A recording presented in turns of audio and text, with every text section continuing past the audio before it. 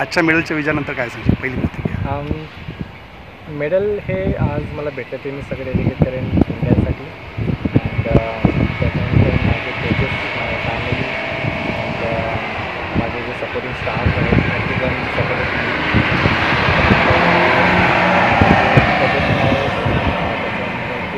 जे पण आहेत मीडिया साईड व सपोर्ट मी सगळ्यांसाठी हे मेडल.